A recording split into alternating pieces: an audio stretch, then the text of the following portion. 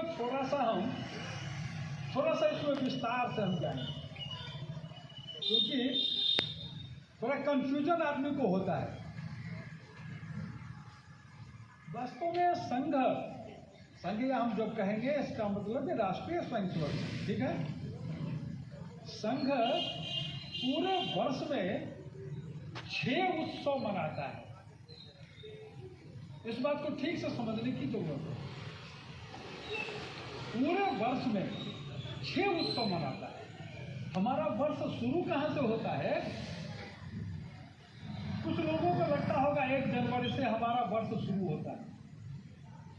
वास्तव में यह सत्य नहीं है। हमारा वर्ष शुरू होता है चैत्र शुक्ल 1, जिसको हम लोग वर्ष प्रतिपदा इस नाम से भी कहते हैं, और हमारे वर्ष का वहीं से आरंभ होता है। और हमारा भी पहला उत्सव, संघ उत्सव के नाते पहला उत्सव उसी दिन मनाता है।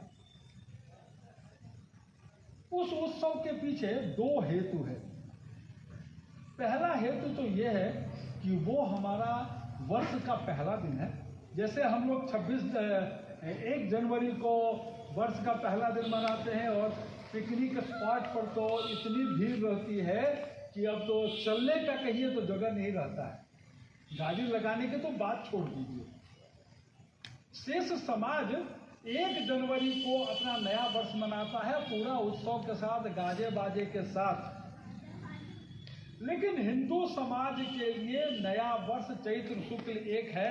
इस नाते संघ इसको नव वर्ष के रूप में मनाता है।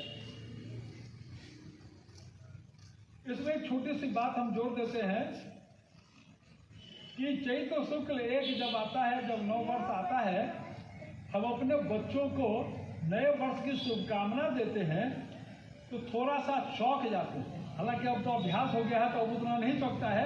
मेरा नाती है 8वां और 7वां में पढ़ता है, उसको एक बार शुभकामना दिया तो वो चौंक गया, क्या रमेश जी आपने ये क्या कह दिया, हमारा तो 1 जनवरी को हैप्पी न्यू ईयर होता है।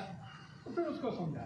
कहने का मतलब यह है कि समाज की स्थिति ऐसी है कि हमारा नव वर्ष क्या है इसकी जानकारी समाज को नहीं है। तो इसीलिए ये जानकारी समाज को देने के लिए हम लोग नव वर्ष मनाते हैं चैत्र शुक्ल 1। उसके साथ दूसरा हेतु भी संघ का है। वो क्या है? तो संघ के जो संस्थापक थे डॉक्टर केशव बलराम हेडगेवार, जिनका चित्र सबसे दाहिनी ओर लगा हुआ है, इनका जन्म भी चैत्र शुक्ल 1 को ही हुआ था। इसलिए वो संघ के संस्थापक का जन्मदिन है। इसलिए उस उत्सव में एक विशेष कार्य होता है। कार्य तो छोटा है लेकिन उसकी बहुत विशेषता है, बहुत महत्व है। क्या है? तो हम लोग शाखा जो लगाते हैं उस दिन, ध्वज जो लगाते हैं, तो सबसे पहले आद्य सर संघ चालक प्रणाम करते हैं, इसके बाद ध्वज। ये उसका 2 हेतु है। तो पहला उत्सव तो हो गया आपका नव वर्ष। उसके बाद हमारा दूसरा उत्सव आता है जिस दिन शिवाजी का राज्याभिषेक हुआ। वो अपने देश के लिए अंधकार में एक ज्योति का किरण था, और उसको हम लोगों ने नाम दिया है, या हमसे पहले ही, ऐसा नहीं है कि संघ ने नाम दिया है, उसको दिया है हिंदू साम्राज्य दिनोत्सव। शिवाजी का राज्याभिषेक यानी हिंदू साम्राज्य का राज्याभिषेक, ये मान इतना महत्वपूर्ण हिंदू समाज के लिए है। वो एक कवि का नाम हमको याद नहीं, उन्होंने अपनी कविता में लिखा है कि शिवाजी न होते तो सुन्नत होती सब। इतने महत्वपूर्ण थे हिंदू समाज के लिए शिवाजी। आज वो नहीं होते तो हम हैं कि नहीं है, नहीं कर सकते हैं। इसका सबसे ताजा उदाहरण हम सब लोग, शायद कुछ होंगे 2-4 इसमें से जो उस समय को नहीं देखे होंगे, नहीं सुने होंगे, नहीं तो हम सब लोग सुने होंगे 1990 के आसपास जो कश्मीर में नरसंहार हुआ था हिंदुओं का, हमारी बहन बेटियों का जो नरसंहार हुआ था, अत्याचार हुआ था, किसी से छुपा नहीं है। आज कश्मीर घाटी हिंदू विहीन हो गई है। अभी जो जम्मू कश्मीर का चुनाव संपन्न हुआ, कश्मीर घाटी में भाजपा ने 19 कैंडिडेट खड़ा किया था, एक भी नहीं जीता।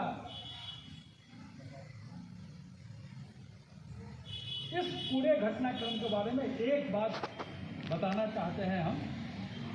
एक बहुत बड़े पत्रकार थे, उनका एक लेख छपा था, हमको पत्रकार का नाम नहीं याद है, वो विशेष सिर्फ रखना चाहते हैं आपके सामने। वो पत्रकार अपने लेख में लिखे थे कि मेरे एक मित्र थे कश्मीर में, और जब कश्मीर से उनका पलायन हुआ, उसके बाद उनसे मेरी एक भेंट हुई थी दिल्ली में।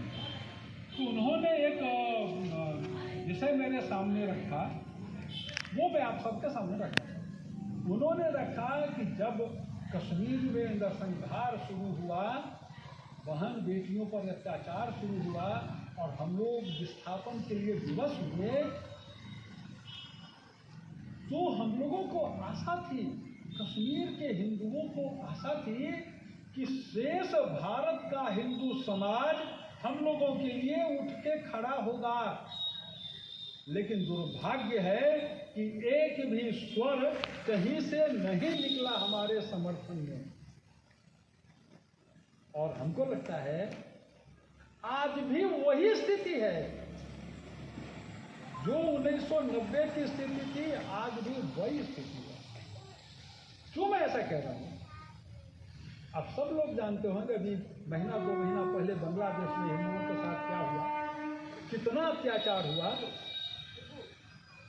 अकारण, बिना कारण के। क्या भारत का हिंदू समाज, यदि भाजपा और राष्ट्रीय स्वयंसेवक संघ को छोड़ दिया जाए, क्योंकि हिंदू समाज तो इतना ही नहीं है, भाजपा और राष्ट्रीय स्वयंसेवक संघ तो हिंदू समाज नहीं है, तो जो शेष हिंदू समाज है, कहीं से भी उसके विरोध में कोई स्वर सुनाई नहीं दिया। ये अपनी स्थिति है। तो इसलिए हम दूसरा उत्सव मनाते हैं, हिंदू साम्राज्य दिनोत्सव। तीसरा उत्सव हमारा है गुरु पूर्णिमा। आप सब लोग जानते होंगे, गुरु पूर्णिमा के दिन अपने अपने गुरु की पूजा की जाती है। ऐसे तो आदि गुरु महर्षि वेदव्यास को बोलते हैं, लोग उनकी पूजा करते हैं। संघ में एक परंपरा है कि हम लोग अपने भगवत ध्वज को गुरु मानते हैं, और इसलिए उस दिन भगवत ध्वज की पूजा करते हैं। प्रत्येक स्वयंसेवक जो कि संघ का स्वयंसेवक है, जो नित्य शाखा में आता है, इस ध्वज के नीचे 1 घंटे का कार्यक्रम करता है, नित्य इसका प्रार्थना करता है, वो आकर के इसकी पूजा करता है और यथाशक्ति, यथा श्रद्धा अपना समर्पण करता है। तो ये गुरु पूर्णिमा उत्सव हमारा एक उत्सव है। तीसरा हम अगला उत्सव मनाते हैं जिसको रक्षाबंधन बोलते हैं। रक्षाबंधन हम लोगों के समाज में एक भाई बहन के पर्व, इस नाते उसको जोड़ दिया गया। संघ क्या करता है कि सिर्फ ये भाई बहन का पर्व नहीं है कि बहन भाई के कलाई पर राखी बांधेगी और उससे अपने रक्षा का आश्वासन लेगी। जो भाव बहन का भाई के प्रति है, क्या हमारा शेष समाज के प्रति नहीं है? क्या हम समाज में एक दूसरे को रक्षा सूत्र बांध करके और उससे अपनी रक्षा का आश्वासन नहीं ले सकते हैं? क्या हम दूसरे को रक्षा का आश्वासन नहीं दे सकते हैं?